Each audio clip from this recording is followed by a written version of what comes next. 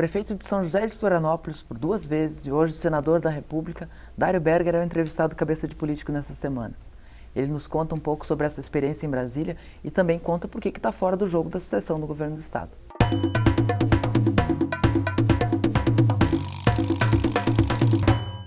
Um senador em meio de mandato é sempre um candidato natural ao governo do estado. Por que o senhor está fora do jogo? Bem, eu estou fora do jogo, primeiro por peculiaridades próprias, né? Não estou com vontade, não tenho desejo de ser candidato nessa eleição. Pelas opiniões divergentes, pelo fim de um ciclo, pela insensatez que norteia hoje não só a parte política, mas toda a sociedade brasileira e catarinense, então não sou. E, por outro lado, nós já definimos o nosso candidato.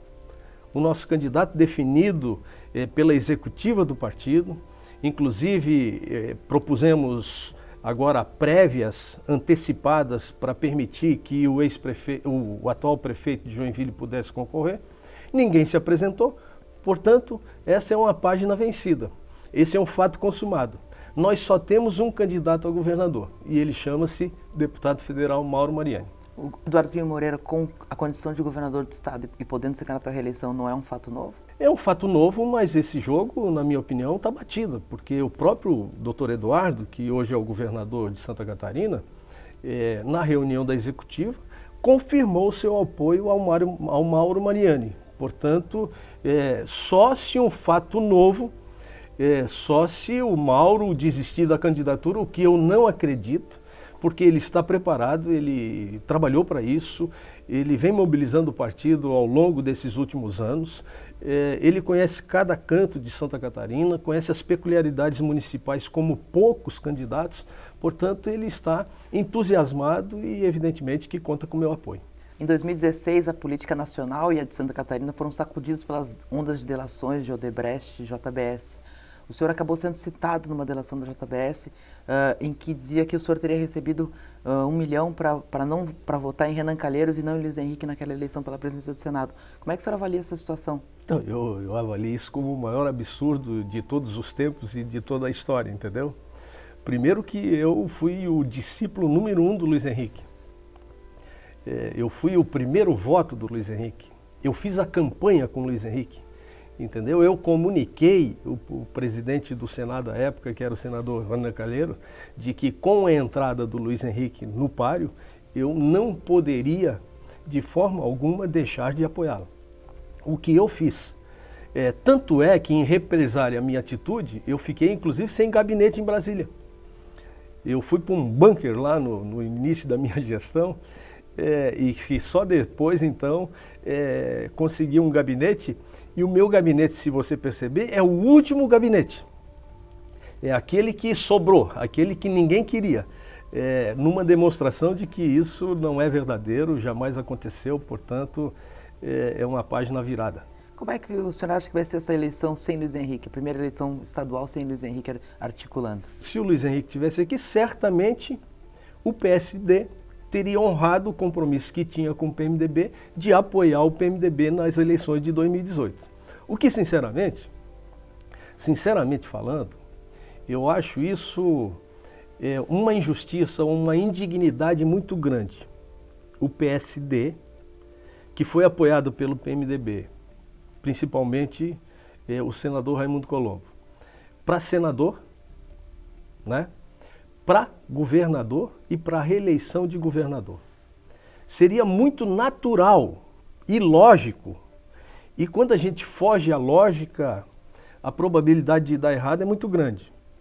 Portanto, seria muito lógico que o PSD cumprisse o compromisso que tinha com o PMDB e de apoiar o PMDB nessa eleição. Eu não sei se isso vai acontecer. Acha possível? Eu vejo nos últimos acontecimentos e nos últimos movimentos muita dificuldade com isso.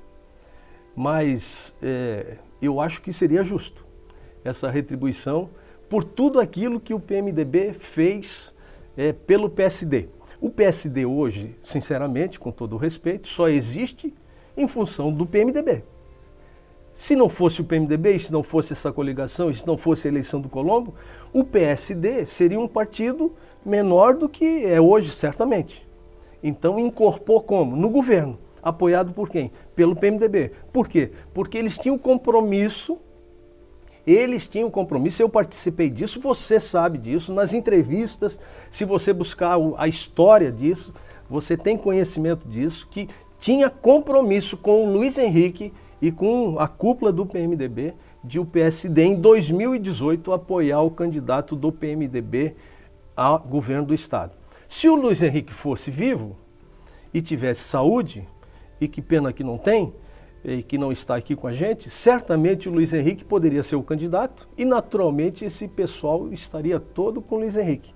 Mas como ele não está, cada um busca o seu destino e seja o que Deus quiser. Cada um apresenta a sua proposta e vamos ver o que vai dar no final. Como o senhor teve toda uma carreira praticamente no Executivo, foi prefeito de São José, prefeito de Florianópolis, 16 anos prefeito, como é o Senado? Como o Senado mexeu com o senhor, mudou o senhor? Olha, eu acho que estou dando a minha contribuição na medida do possível, uma vez que no ano passado, inclusive, consegui a presidência da mais importante comissão do Senado Federal, que é a Comissão do Orçamento.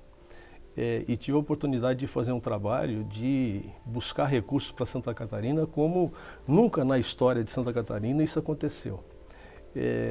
Alocamos para Santa Catarina mais de 800 milhões de reais. Por exemplo, para 470, tinha 45 milhões no orçamento proposto pela União, eu consegui inserir mais 100 milhões de reais, ficou 145 milhões. O senhor acha que o PMDB deve ter candidato a presidente? Temer, Meirelles? Olha, depende do candidato. Eu, sinceramente, acho que o presidente Temer não tem as mínimas condições hoje para ser candidato a presidente da República. Talvez daqui a 3, 4, 5 meses, talvez ele possa viabilizar a sua candidatura. O problema do Meirelles é que o Meirelles é matemático, entendeu? Ele enxerga as pessoas como números. E nós não somos números, nós somos humanos. Nós temos peculiaridades próprias. Mas não deixa de ser uma pessoa altamente qualificada, com conhecimento econômico talvez o mais preparado do Brasil nos últimos tempos, e que cada um tem os seus sonhos, os seus desejos. Cabe a eles se apresentar e convencer o eleitorado. Maravilha. Bom, senador, obrigado pela participação aqui no Cabeça de Político. Até uma próxima oportunidade. Muito obrigado, eu que agradeço.